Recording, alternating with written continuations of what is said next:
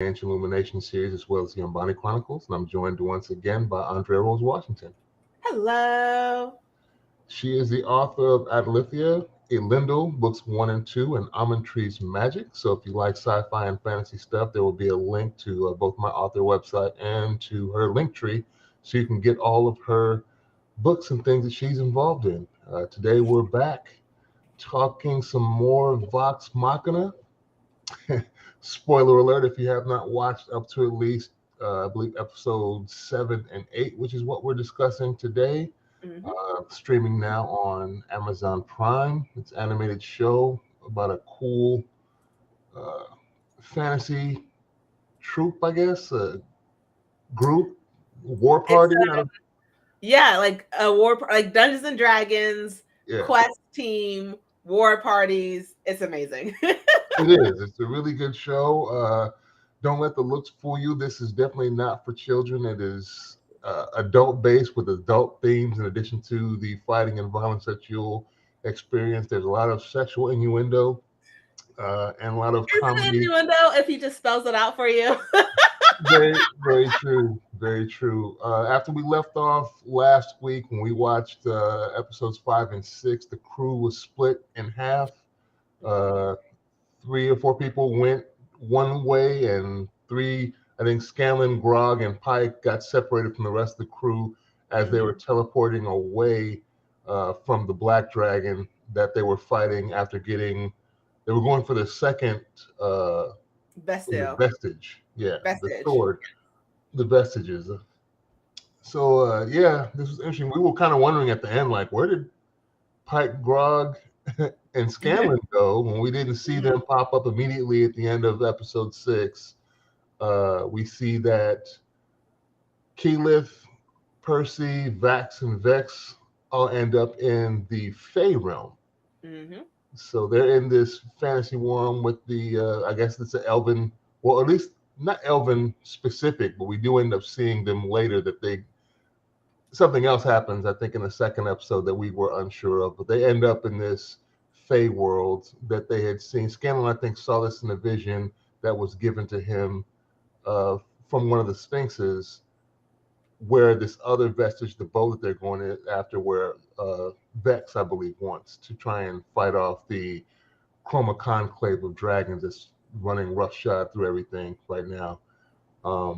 What do you think of this episode, this part where they're kind of traipsing through the Fey world? So this one, it felt like, and I didn't really expect it from this show. It felt like almost a filler episode that still gave very important information. Okay. Um, because technically, only one thing really happens truly in this episode, and that's to Grog, Pike, and Scanlan to like really sort of like something that sort of happens, but nothing truly. I do feel like if this episode didn't happen, we wouldn't really lose too much of the plot. It would just sort of be sort of a quick little run through. I Yeah. liked it. I have laughed so much during this episode. I rewatched it again today at work. I'm sorry. And I was still laughing at all the same parts. I was like feeling it. I loved this episode, but this felt more like a filler episode to get us from point A to point B, and to show some growth happening within the team, mostly on Grog's side. Yeah. But to see not Pike, oh, why did I just forget his name? Um, Percy, to see Percy act all noble and regal, like in this season, which is hilarious because now that he has his family's like name back, he's like, "Oh, I studied the Fey realm as a child. Just follow me. I know where I'm going. I know what I'm doing." And it's like, dude, Yeah. no, you don't. But it's okay. It's okay that you don't know, but you don't know. Yeah. Yeah, it was funny to see him trying to be all because he's read books on the subject, and now they actually have boots on the ground walking through the Fey realm. It's a little different, and you reading something and you have actually being able to use your practical knowledge in a real world setting. And Vax seems to be the only one that's kind of skeptical of him. Everybody else seems to follow right along with what he's saying. And Vax is like, no, no, no, no. You don't really know what you're talking about, homie. I could tell that you're kind of floundering here. And he's like, whatever. And he keeps just traipsing along, and they're just kind of along for the ride, experiencing things, which is kind of interesting. And when we're given back to Grog, Pike, and Scanlon, he's come to terms with the fact that he needs to kind of get rid of the sword, and they're trying to convince him to let it go, and he's having a struggle with giving it up. He is. And I think the only reason he was able to truly give it up was because he kept seeing Pike hurt, and he kept seeing him stabbing Pike like over and over again in like her body. And he's like, I can't lose her. And it's like, I love that goes to show, like, even though this is such a mismatched group of people, Grog's relationship with Pike, they are truly, in my mind, like brother sister. Like, I know Vax and Vex are like twins, but like Grog and Pike, they're family, because we all see how much he loves that sword and loves the power he gets from that sword. And he's not the brightest bulb in the bunch. No, not at all. But with Pike telling him, hey, buddy, I need you to put the sword down, he doesn't even like try to be like, oh, I can control it, I can take care of it. After like Scanlon's like, hey, it's drinking Pike's blood, like, stop it. He's like, you're right, I can't do this, I gotta let it go. And yeah, he struggles a bit though, because he gets to that point where he doesn't see it himself, and then I think they're like verbally questioning things, like, it talks to you, it's urging you right now, because they can't, obviously it's only a one-sided conversation to them. They just hear him answering whatever the sword is saying to him, and he's kind of like, yeah, this does kind of sound crazy. It does surprise me though, because he was already a brawny, strong character without the sword. Like, prior to them even getting, that was his thing, to go berserk, and he was the muscle of the group, which is kind of noted by Vax and Vex and everybody, because they're without him. They're like, oh great, we don't have our muscle, and we're missing our healer. See, I know I'm on team hate Vex, but like, she keeps saying crap that makes me hate her, because she was like, oh, and Scanlon, like, oh, we don't have Pike, we don't have our healer, we don't have Grog, our muscle. And then she says, Scanlon, I guess it's less dick jokes. Yeah. But my thing is, you only care that Grog has like muscles, and you only care that Pike can heal you. Like, you're not even worried that they could have been transported somewhere else. You're worried about how it affects you. And I just feel like Vex is such a selfish character who doesn't seem like she comes across as selfish, because she's always on the same mind path as the rest of the group. So it seems like she is trying to get whatever they're going through together. But like, to hear what she said and how she's like, oh, I hope they're okay. No, or at least maybe I missed it, but for her, it was more of, we don't have Grog, we don't have our muscle, we don't have Pike, we don't have our healer, and Scanlon. So I guess we don't have any less dick jokes. It's just like, they're more than what they can do for you. Yeah, like, I think it's a front though. I think it's a front because of what we find out. We kind of dive deeper in depth into her character later on in the second episode that we're discussing today, about her character and why she's kind of the way she is, as far as her need to kind of seek approval, but only with one particular source, which is never going to come. So I think it's kind of why she has this harsh or hard exterior with everybody else in life. It seems, as we see her go through things, like the only one she really connects with is her twin, obviously with Vax, but with everybody else, she's just kind of really hard and harsh on everybody in the crew. And I think that has a lot to do with it, why she can come off as rough as she is. Unlikable. Yeah. But see, right now, I'm only going off of what I know from episode 7. Episode 8 doesn't exist yet. Okay, yeah, that's true. Them traipsing through the Fey realm was hilarious, as they run into different animals, different creatures. Everything is so cute at first, and then like that's a beautiful bird, and then immediately gets ripped to shreds by these weird purple plants. I was like, ugh, wasn't expecting that, but that's kind of what they're in for here. The fairy realm Scanlon was right. It's like a drug trip, because just seeing all the different animals, seeing how when they were walking the grass, how it lit up, even when they were like fighting and they were on a drug trip, just, this was a world on acid. If I've ever been, that's what I assume it is when people are like, oh my God, I see the colors. Like we see Yeah. Keelan, like I can taste the colors. Yeah. Keelan's is the only one that's kind of on a good trip. Vex, I think, is on a bad trip because things are just horrible as she sees them. It's like almost nightmarish to her.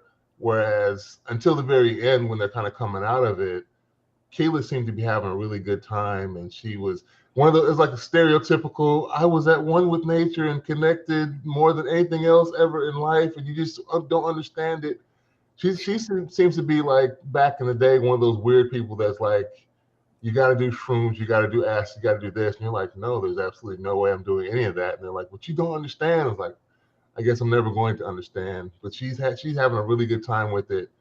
Percy's still fumbling. Like they weren't high, were they? I didn't see Percy and Vax weren't high. Yeah. Only Vex. Yes, Vex. Yeah. And I don't know why their names still trip me up, but they do. And Keyleth were high. And Keyleth was definitely the 70s hippie. Come on, let's talk to nature, man. Yeah. Let's be one with nature. It was hilarious when Vex, when the bear started talking to Vex, and she's like, I didn't think your voice would sound like that. And the bear's like, right? They were kind of on one. Meanwhile, I think Grog finally, I think it's still in this episode where he breaks the sword. Yeah, he breaks it in this episode. He breaks it. And relinquishes the power that has anything to do with the sword, and the last-ditch effort tries to, like, if I got to go, then I'm taking her with me.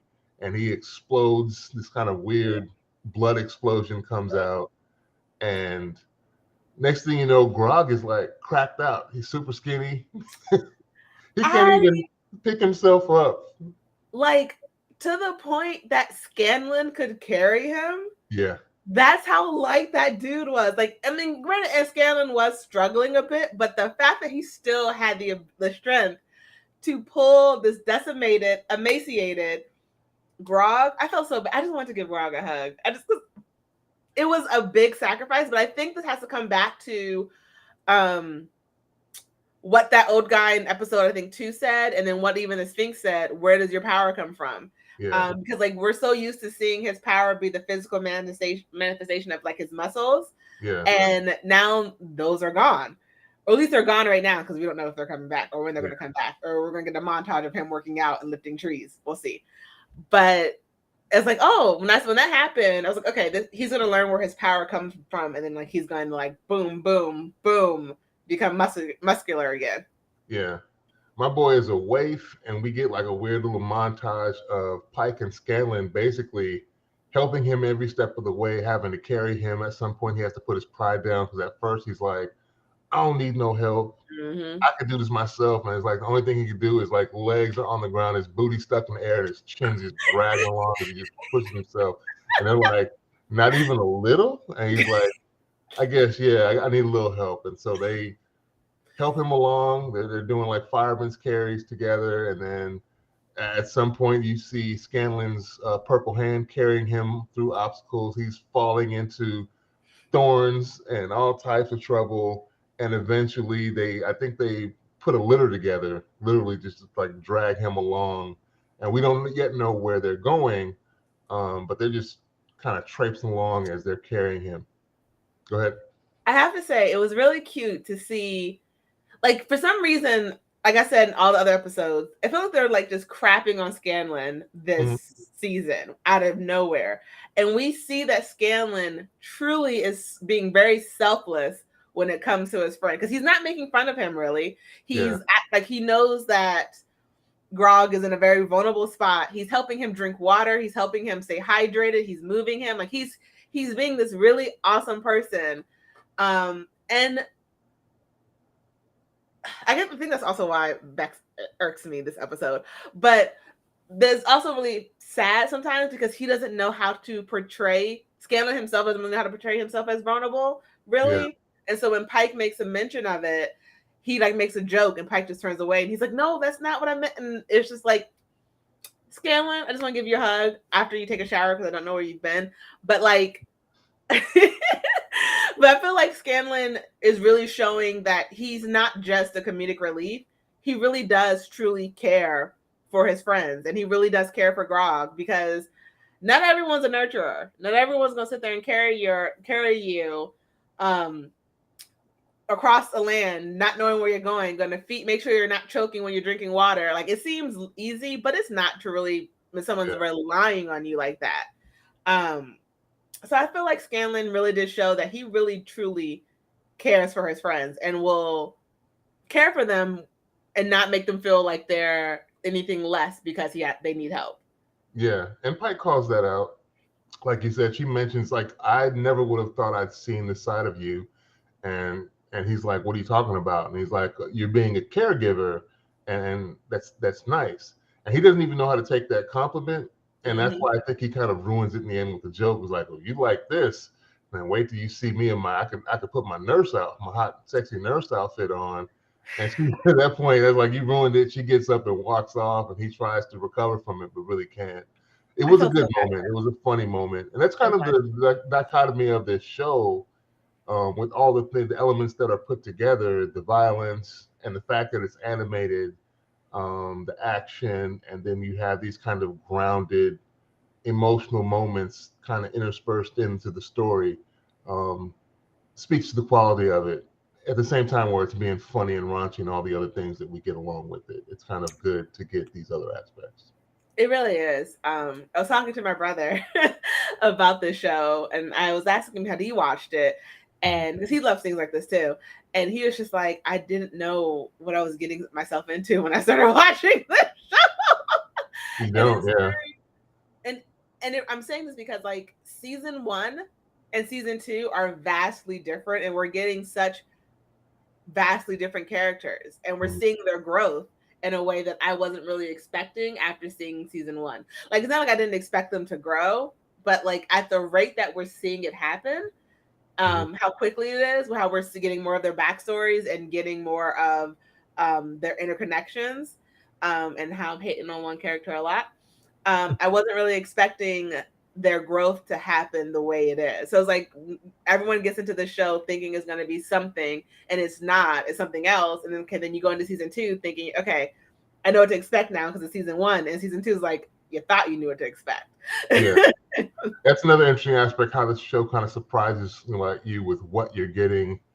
It leans into kind of being a Dungeons and Dragons spoof with the comedy, but there are parts of it you can take seriously. Vax and Vex and Percy with Keyleth, Vex notices someone kind of following them through the Fey lands, the Fey realm.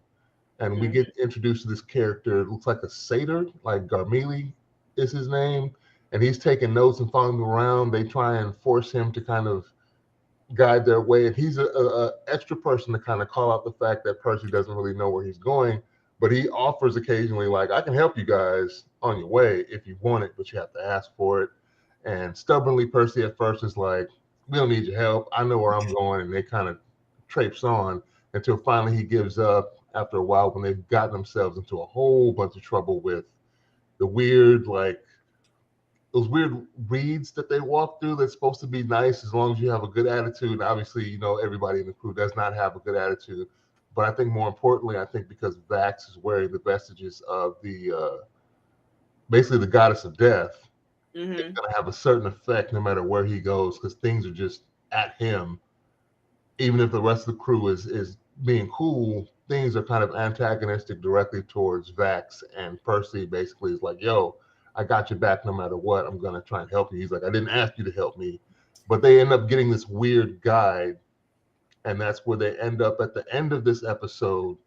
They're led to this surprise city, which we find out are where Vax and Vex come from.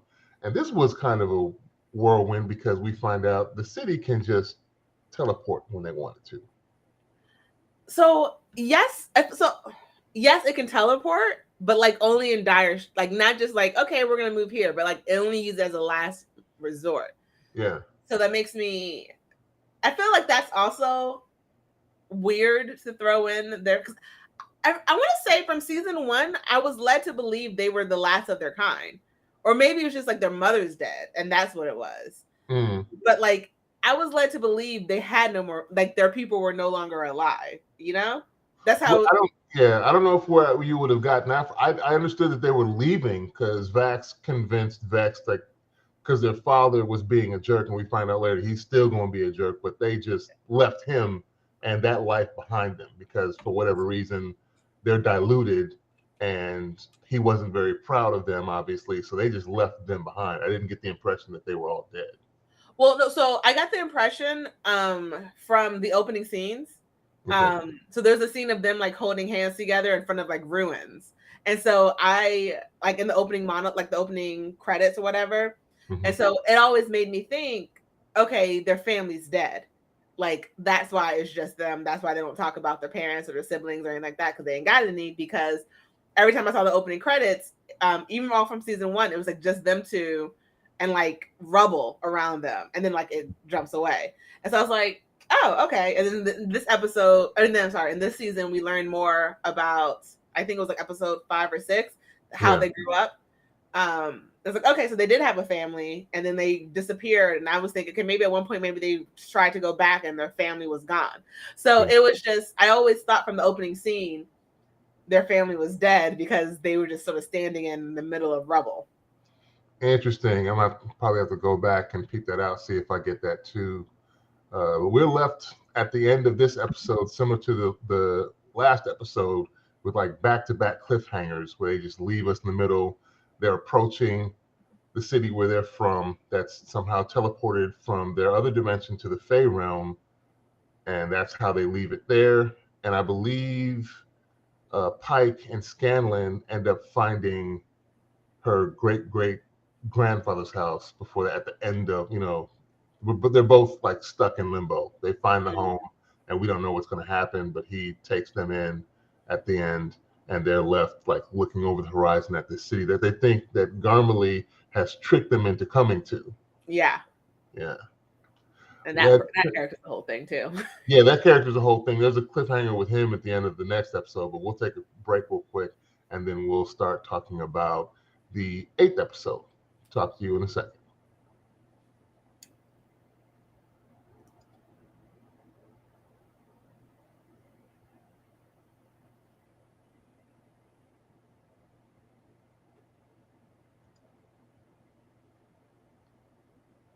Welcome back to the second half of the Askari Cast. My name is Rod Van Blake, and I'm joined once again by Andrea Rose Washington.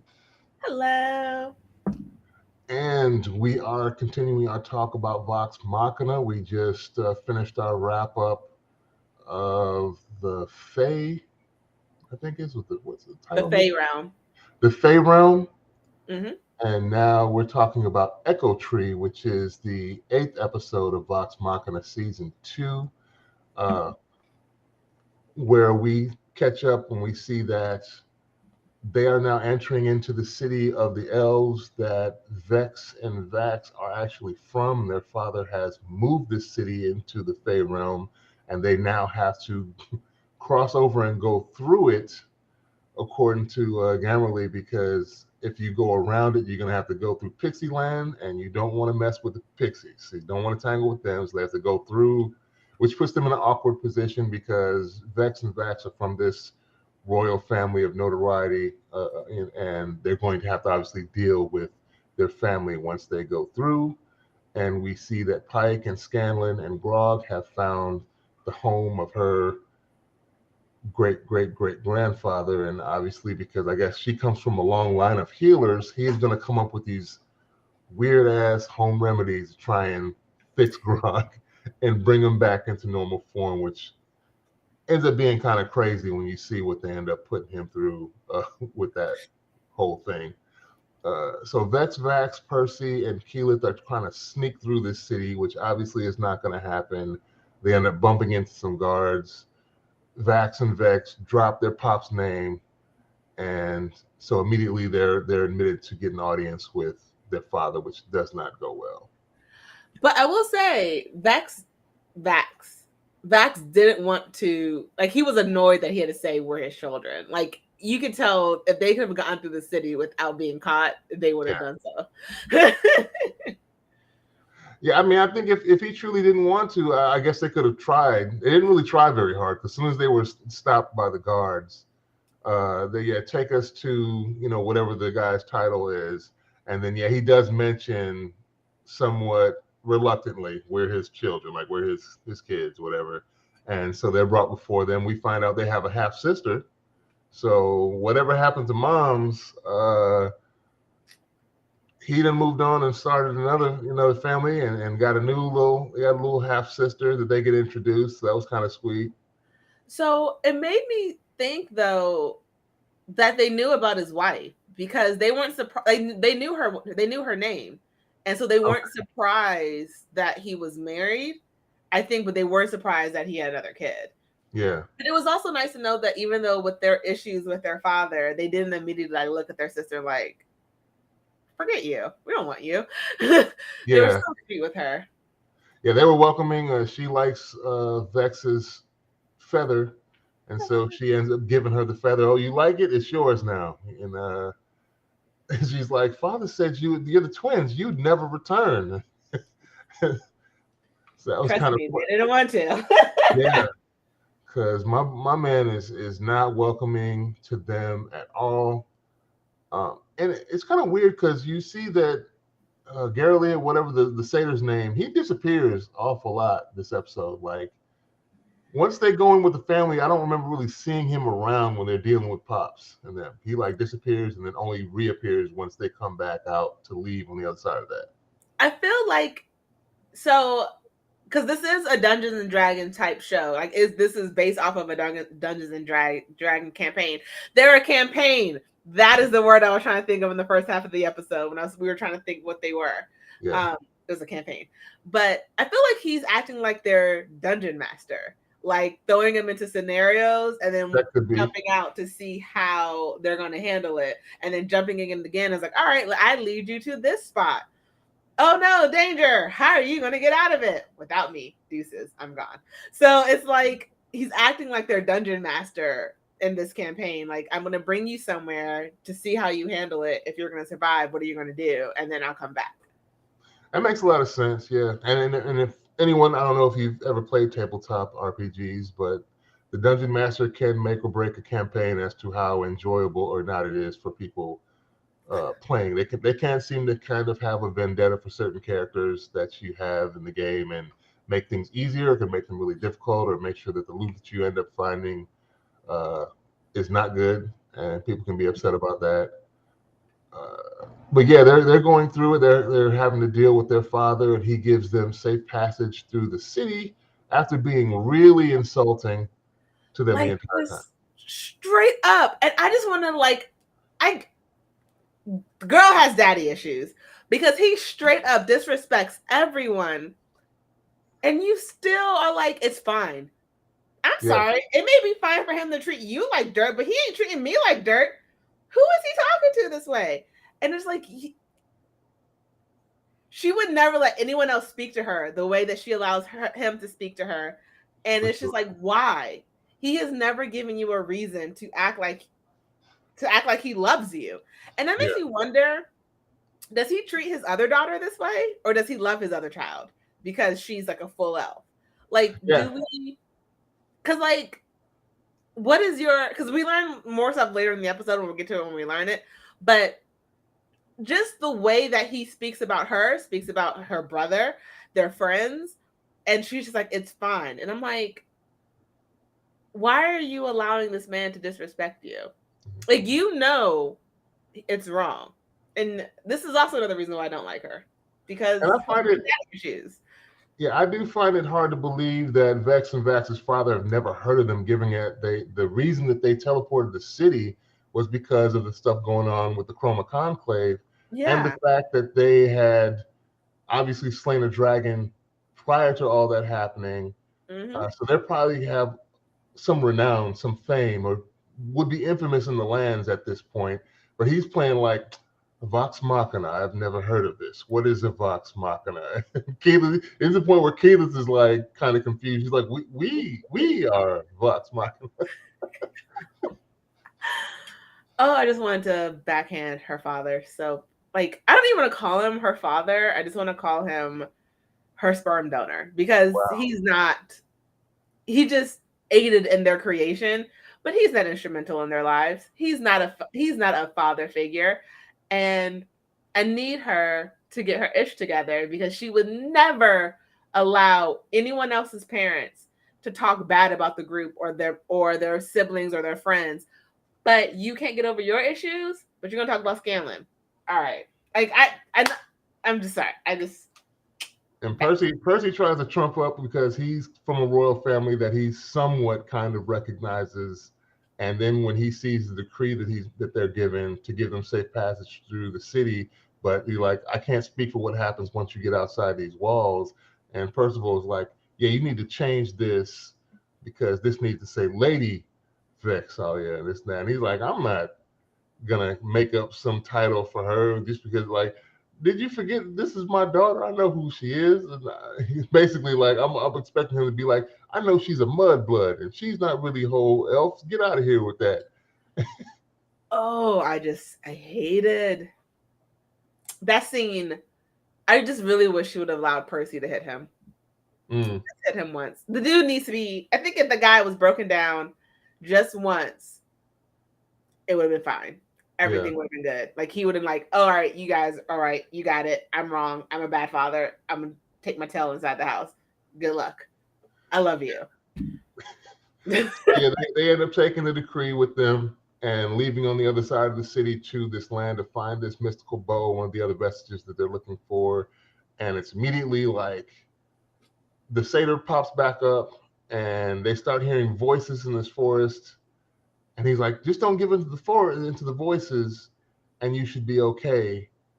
And you already know trouble is going to start at that point. And on the flip side, they give us back to Pike, Scanlon, and Grog with her great-great-great-grandfather. And my boy is whipping up these weird-ass pills. And he comes up with this concoction. Yeah. Basically, oh, he's like, I've got to swallow that. He's like, yeah, this doesn't go in the front. This is going to have to go in the back. And it was kind of predictable, but you knew Scanlon was going to be like, because Pike is like, I don't know how we're going to deal with this. And Scanlon's like, yeah, I know how to deal with the other end.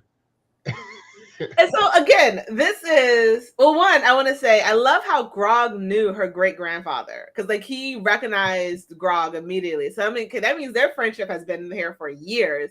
That he knows, like, her grandfather's like, Grog, what happened to you? I would say you've looked worse, but that would be a lie. Like, what's going on? Yeah, he's like, this is the worst I've ever. I don't think I've seen you in worse condition than this. Is what he said, I think. And it also goes to show how good of a friend Scanlon is, because I don't know if I could do that for anyone. I'm not that close to anyone to just flip up and put a suppository in. And he did it like he didn't recoil. He was just like, all right, I'm about this business. Like, I know he joked about a nurse's outfit, but he could be a nurse without how quickly he was like, all right, let's just do it. I don't know, because he didn't look none too gentle when he got positioned. He was like he was dunking a basketball or something. He just shoves it, no warning, no nothing. He just kind of moves stuff out the way, gets in position, and poor Grog is just he assumes a position over there, and then my boy just bam. But no, I mean, like he didn't have bedside manner, but like he didn't like. There was no disgust on his face. Like, oh God, why am I doing this to you? Why are you making me do this to you? It was I got you, bro. Let's do this. Yeah, but that looked like a small football-sized pill, though. That was my thing. I was like, yo, my boy, we're gonna have to talk about this. The plan. He needed a lot of help. I guess, yeah, we'd have to talk about that and have a plan of action discussed before you just go about roughly inserting that. We're gonna have to talk a game plan first, bro. That was crazy. I'm glad we didn't get to see all of that. Like Pike was blocking the view. Yeah, I was like, you might want to take a look. Avert your eyes. You don't want to see it. Yeah, that was crazy. But I mean, it's par for the course with this show, and they don't shy away from it. They run like I can feel your brother when he was like, I did not know what I was signing up for, especially with the overall look of the show. When you first see just like the title card and everything, it's like, oh, okay, this is an animated show, this and that, and they start going into areas you did not know they were going to explore with this genre of entertainment. Well, go ahead. Because this watching this show was my idea. I was like, guys, this is gonna be amazing. It's a palate cleanser.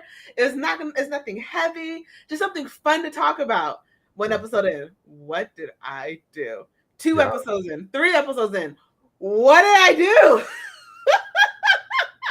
It's definitely one of those what is happening right now shows at any moment when something happens kind of unexpected from what you get. Like, and it's interesting because this is more of a Western show, but when you get into like Japanese anime, some of those shows you already know, okay, something weird is coming, and you're kind of bracing for it because you know it's going to happen. It's like, okay.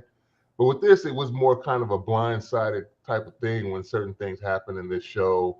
The opener with the deaths that happen, you thinking this is like a traditional RPG setup, and and they're about to do something, and then all off with their heads with everybody in one fell swoop, and they're like, well, that didn't start how I thought it was going to start. This wasn't the heroic tale that I thought was going to happen. They all got washed and rather quickly. So I guess they're not Vox Machina when in the beginning in the opener. And it was in that moment that Andrea knew that she messed up. This was not the show. The Morgan Freeman voice box. It was in that moment of their death. I was like, oh, this is not a lighthearted television show. I was thinking this was more like Archer. It was not. Lighthearted in moments, but not the whole way through. You're going to get some dark, heavy moments. You're going to get some lighthearted, fun times, and some devastating lows. Devastating lows and violence are going to hit when they hit. So it's a good variety, though, I think, of show. But like I was telling listeners out there, it is, you see the cartoony look. It ain't for your kids. Don't let little Johnny and little Sarah and little Day, pop up and watch this. They will be traumatized if you do, or they're going to be asking you some weird questions, kind of like when Vex left Father's when she gives the "F you" to Pops, and it's obviously her little sister has never heard that turn of phrase before, and she's like, "What does F you mean?" And Keely's like, "Oh, kids, they're really interesting in time." You're going to get one of those real life moments if you let your kids watch this show because it has some supremely, adult themes attached to it that you're not going to want to have to discuss too early with the kids. Yeah, my nephew tried to watch it once. I had it on the TV with me in my room, and he came in, and I was like, nope. He's like, oh, but it's a cartoon. That does not mean you can watch this. Yeah. So we kind of struggle through with Vex and Vax while Pike and them is working on Grog, and they are the crew. The other hard part of the crew with Vex, Vax, they get separated from Vex as the voice in the forest that they're supposed to ignore according to the satyr that's guiding them. And of course, Vex does not listen. She listens to the voice that is whispering to her, and she goes immediately to this tortured soul that's trapped. But I mean, it's kind of a good thing because he ended up having the relic that they're going for. That's so true. If she hadn't listened, it's likely that they wouldn't have got close enough to get to this vestige that they're going for. Percy, Keyleth, and Vax are kind of almost in a way kind of running interference and fighting the elements around them as she's like just escorted by this tortured soul up to where the bow is. And initially, I think it thinks that he has control, and he does temporarily, of that until he mentions that the only thing you need to give up in order to let you have this bow is your heart. And we're kind of thrown back into the conversation that they have between Percy and Vex, where Percy basically says, you have a pure heart and no one can take that away from you. And of course, that's the one thing that this creature requests in trade for this bow. Oh, all you got to give me is your heart. And that kind of wakes her up. And they start fighting. My heart already belongs to someone or something. She's something along those lines. Who do you think she's talking about? Because I'm kind of confused. Like, who? So in my mind, there's 3 people. Okay. There's 3 people. It could be her brother because like their relationship is like, I can't, like, I'm never going to do anything that's going to like, they're like brotherly, sisterly, twin love. Yeah. She could mean herself. Like, I already love myself. I don't need you to do that. But I think the obvious thing is because they sort of cut to Percy when she said it. I think it was like Percy, like her heart sort of belongs to him in a sense that because we can even tell from season 1 there was a little bit of like interest on both sides between them. That there's something there. But a couple of those that they don't really. I don't know if they're going to do that and fulfill these things, but they're kind of hinting at Percy and Vex, and they're always been hinting at Vax and Keyleth, but it never they never follow through with it. So we'll see if that ends up happening. But we have these crazy fight scenes. The action was really good. Wait, you didn't answer. Who do you think it is? I don't. That's why I was asking. I don't know because I've never seen her. I have never seen her really fawn over anyone. Kind of that we've met other characters, so I was kind of curious to see, like, she's confidently calling this out, like, my heart belongs to another, and I was kind of at a loss as to who she could be referring to because I've never really seen them depict her as being in love that way with any of the other people that we've met throughout the story. So I was curious. I don't know. So we see them fighting, and eventually she ends up killing this tortured soul that's haunting these woods after, because Vax, Keyleth, and Percy for a while are like just hemmed up by these vines and creatures. They get these weird little like group creatures, the tree ants or something start coming out and fighting them, and the vines are attacking them because she's pretty much locked into a one-on-one battle with this tortured soul. I do have to say, though, the tortured soul, I did some like research into him to like, was he like always bad, or was he like, someone who was broken? He was actually brokenhearted. Yeah. And so, when I watched the show, I was like, oh, he's just going to steal her heart. Like, he's going to kill her. But like, no, he's actually wants a companion. He actually wants someone to love him and care for him because he was left by his lover. And was forgotten by his lover. And so like that's why the bog is so corrupted, was because of his despair and his like anguish that he just allowed to fester. Yeah. And so like I was like, okay, he wants her and he's like gonna kill her or take her heart. But like no, he just truly actually wants a friend. He just went about it in the most awful way, but he actually just wants a friend. Yeah, he's kind of like the embodiment of misery loves company, and he felt like, because he kept calling her broken over and over and again. So maybe he thought he found his match in brokenness, and we can just be broken together if you let me just trap you, and we'll get rid of your brother and your other party members, and you can just stay here and be with me. So I don't know how she thought she was going to get the bow and leave. Obviously, that wasn't going to be able to happen.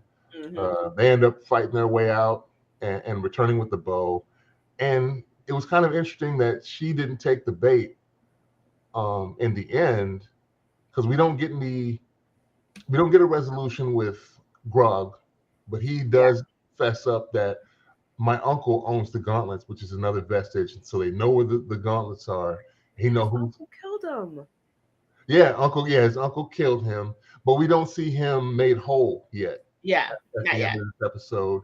And interestingly, Vex doesn't want to rub it in her father's face that she actually has the bow now. She's telling them, nah, I don't need to go do that. We need to go back. And so they leave to Tal'Dorei, where the satyr, whatever this other creature is, because he opens up a portal and lets them step directly back into the other realm where they normally are. And then at the very end, he transforms. So he has a different form at the end. And I was very surprised by that. Yeah. I did not, like, I knew he probably wasn't a satyr, but I was not expecting him to like reveal who he really was in that moment, Yeah, he looks like, but like I thought maybe he would show up in his real form later and then like hint that he was the satyr. But like we saw his true form, or maybe that's not his true form. It could be. But I didn't expect him to change that form immediately. I expected it to come in like another episode when they felt like, oh, our backs are against the wall. We can't get out of here. And then like the dude shows up, saves them. And he was like, you guys always give me endless amount of like entertainment. And they're like, wait, you're that dude? Yeah. That's what I was expecting. Yeah. This is an interesting couple episodes. We didn't really touch on it, but we also see Thordax arguing with the Black Dragon because the Black Dragon is going after these same vestiges that Vox Machina are going after. And Thordax is like, I don't care nothing about that. Don't disappoint me. Just worry about my treasure. And so we see the lady with the one arm that had escaped from Whitestone from the crew. She's still hooked up with this Black Dragon, and they got some side plan going. So we don't know what that conflict is going to end up being. But it's still some interesting things. This may have been a little bit. These two episodes may have been a little bit of filler, like you said, but it was still interesting. And the things that were happening when they did happen, hopefully in the next couple episodes will be resolved. We're going to get the crew back together and back to full strength, and we'll see what happens from there. Thank you once again. Oh, sorry. That was Ripley. The woman with the one arm, that's Ripley. Ripley? Okay. Yeah, she's from season 1, I think. She was like one of the people who betrayed Pricey. Yeah. Yeah, she's one of the people that was in his Death Note gun, basically, that he needed to kill. We'll see what happens with that. Thank you once again, Andrea, for taking time out of your day to discuss these things with me. The 2 or 3 of y'all that caught us on live, I appreciate you taking the time out of your day to listen to us talk about these things. And like I said before, I guess they're changing Anchor over to just Spotify for the podcast. So go to Spotify and check out all of our podcasts. Don't forget Trek and Beyond as well. Star Trek podcast. Do some character deep dives with us. Yeah. Check them out. We thank you again, and we will talk to you all next week.